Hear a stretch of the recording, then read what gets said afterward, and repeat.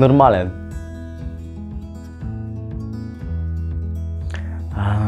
Щях да съм от тия меките кукли с меки крайници, които можеш да ги правиш каквото си искаш.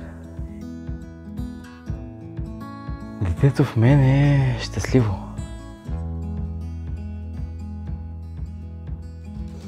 Любимата ми детска книга е тази, която е в колата и е само с картинки.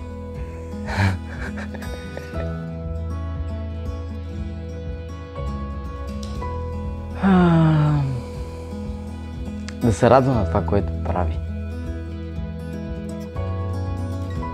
Екип. Без да дишам.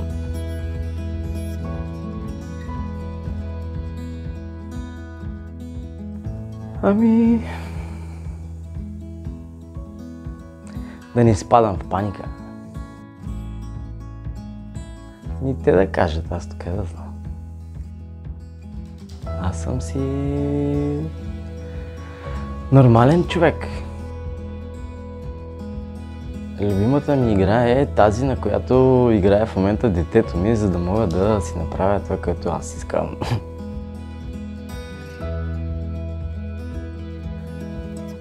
Моето дете.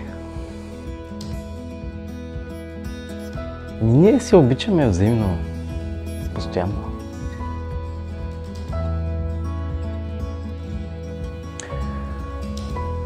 В момента мечтая да работя с жена ми, която учи за режисьор.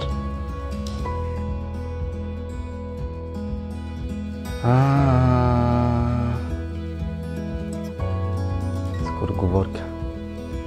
Тя малко вулгарна. Не, шегувам се. Тлъсти слонове и слоници. Чакай, как беше нататък? Чакай малко. Наистина забрави го, чакай. Окей. Риголето, либрето, либрето, ригорето. Либрето... Чакай. Дай нещо по-просто. Театър.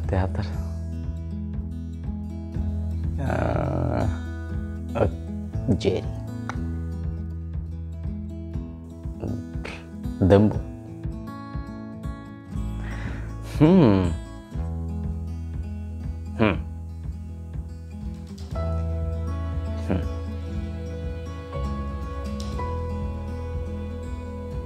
Пепеляшка.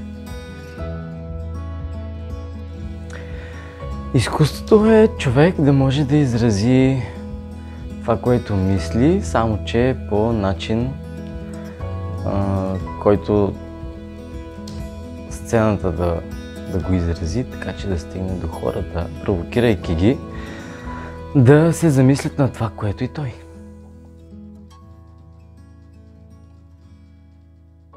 Пожелавам му да се видим за 120 годишната му.